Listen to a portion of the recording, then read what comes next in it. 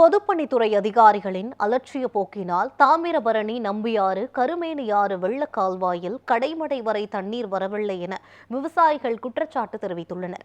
தாமிரபரணி நம்பியாறு கருமேனி ஆறு வெள்ள நீர் கால்வாயில் 3000 கன அடி தண்ணீர் திறந்துவிடப்படும். மகாதேவன் குளம், எம்எல் ஏரி, நம்பிக்குறிச்சி குளம் உள்ளிட்ட குளங்களுக்கு தண்ணீர் வரவில்லை என விவசாயிகள் குற்றம் சாட்டினர். வெள்ள நீர் கால்வாயிலிருந்து திறக்கப்படும் தண்ணீர் ஒவ்வொரு குளங்களாக ஒவ்வொரு தடுப்பணைகளாக தண்ணீர் நிரம்பிய பிறகு அடுத்தடுத்த குளங்களுக்கும் தடுப்பணைகளுக்கும் தண்ணீர் வருவதால் கடைமடை வரை தண்ணீர் செல்லாத ஒரு சூழல் நிலவுகிறது என விவசாயிகள் தெரிவித்தனர். இந்த நிலையில் சபாநாயகர் அப்பாவு வெள்ள நீர் கால்வாயில் தண்ணீர் திறந்த நாள் முதல் அனைத்து குளங்களுக்கும் தண்ணீர் வழங்க அதிகாரிகளுக்கு உத்தரவிட்டார். ஆனால் அதிகாரிகளின் அலட்சிய போக்கினால் அனைத்து குளங்களுக்கும் தண்ணீர் கிடைக்காத ஒரு சூழல் ஏற்படுகிறது. பிரதான அணைகளிலிருந்து திறந்துவிடப்படக்கூடிய தண்ணீர் ஆற்றில் திறந்துவிடப்பட்டு வீணாக கடலில் கலக்கிறது என்றும் மழைக்காலங்களில் முன்னதாகவே கால்வாய்களுக்கு தண்ணீர் திறக்கப்பட வேண்டும் என்றும் விவசாயிகள் தெரிவித்தனர்.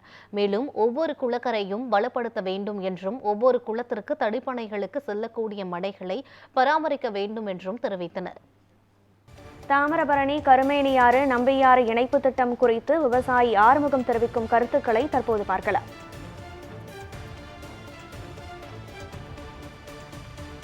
அதாவது தாமிரபரணியிலிருந்து கருமேனியாறு நம்பியாறு இணைப்பு சொல்றது அது ஒரிஜினலா ஒரு ஏமாற்று திட்டம்.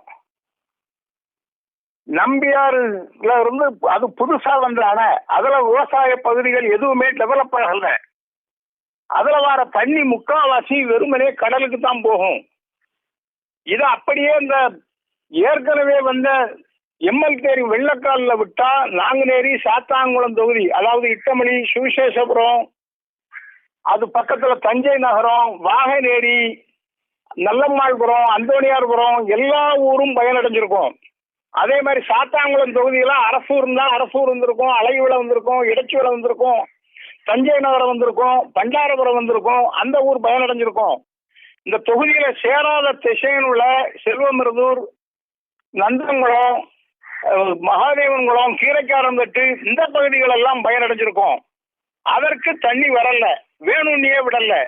அதிகாரிகள், அதாவது பொதுப்பணித்துறை அதிகாரிகள்கிட்ட ஒரு கோஆர்டினேஷனே கிடையாது. அவங்களுக்கு இந்த தண்ணியை எப்படி மேனேஜ் பண்ணணுங்கிறதே தெரியல.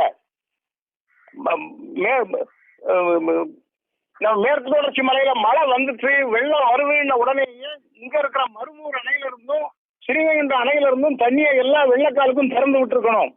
ஏன்னா அங்கிருந்து இங்க வர 1.5 நாள் ஆகும். இவங்க அப்படி விடாம மொத்தமா வரும்போது அவ்வளவு தண்ணியும் வீணா கடலுக்கு போகுது. ஒரு சொட்டு தண்ணி கடலுக்கு போக கூடாது. 2023 15 நாள் இங்க தண்ணி விட்டாங்க முழு வெள்ள அளவுல. எம்எல்ஏரி பக்கத்துல கால் நிரம்பி போச்சு.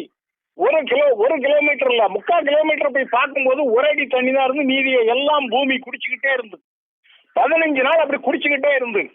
அது 2 வருஷத்துக்கு இந்த ஏரியாவுல நிலத்தடி நீரை எல்லாம் பாதுகாத்துச்சு. ஒரு பனை படல்ல, ஒரு தென்னை படல்ல, ஒரு விவசாய பயிர் படல்ல.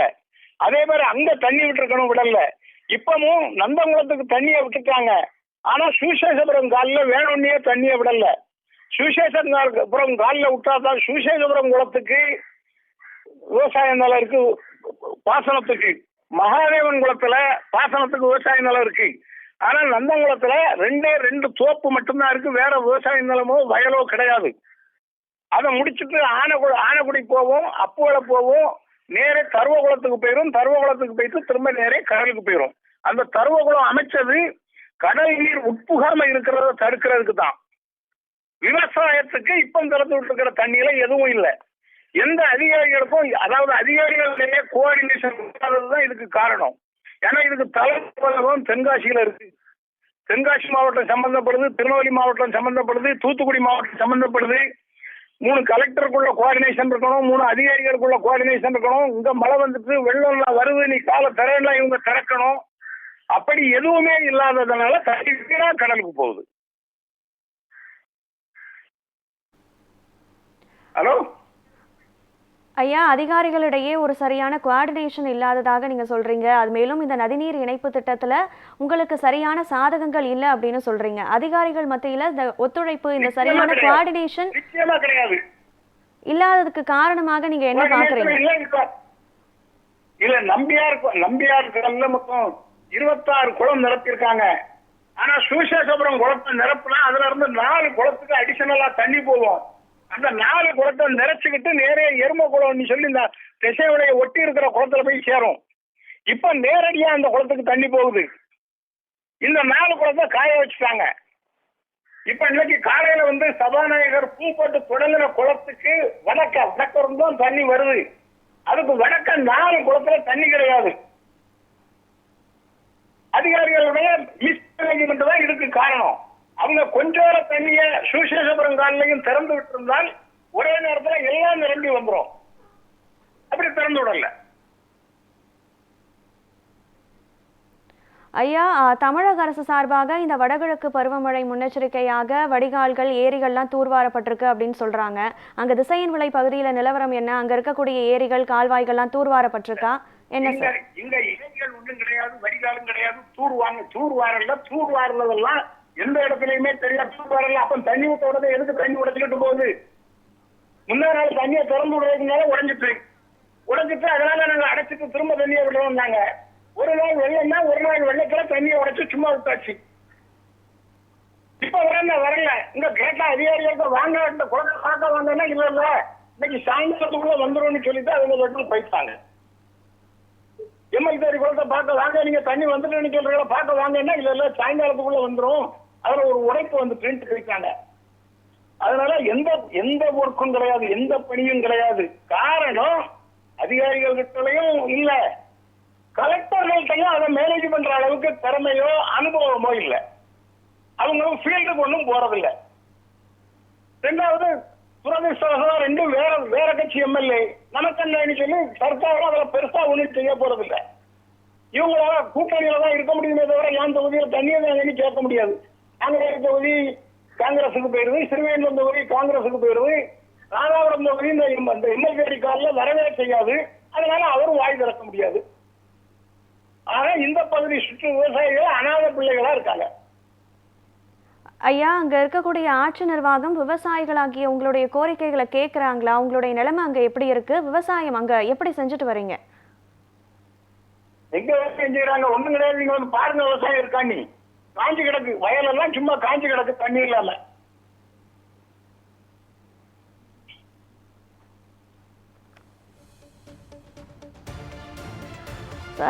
ஐயா, அதிகாரிகளிடையே கோஆர்டினேஷன் இல்லைன்னு சொல்றீங்க. இந்த நதிநீர் இணைப்பு திட்டத்தால பயனில்லைன்னு சொல்றீங்க. இந்த நதிநீர் இணைப்பு திட்டத்துல இந்த விதமான வழிமுறைகள் செஞ்சா அதுல இருந்து நாங்க பயனடையலாம், அதுல இருந்து எங்களுக்கு விவசாயத்துக்கு பாசன வசதி கிடைக்கும் அப்படின்னு நீங்க சொல்றாங்க.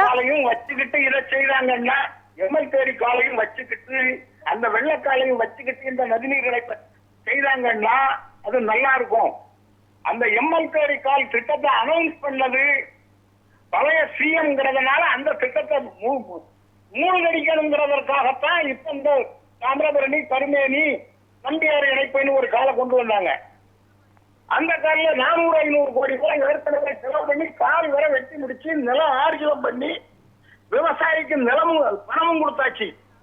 அதை இப்ப அப்படியே அந்த பண்ணி சும்மா விட்டுட்டாங்க. ஏன் விடணும்? ஐயா, இப்போ இந்த திட்டம் கிடப்புல போடப்பட்டிருக்கு அப்படின்னு சொல்றீங்க. ஆனா இதுக்கு முன்னாடி இருந்த ஆட்சி காலத்துல உங்களுக்கு பயனுடைய வகையில கொண்டு வரப்பட்ட திட்டம் என்ன ஐயா?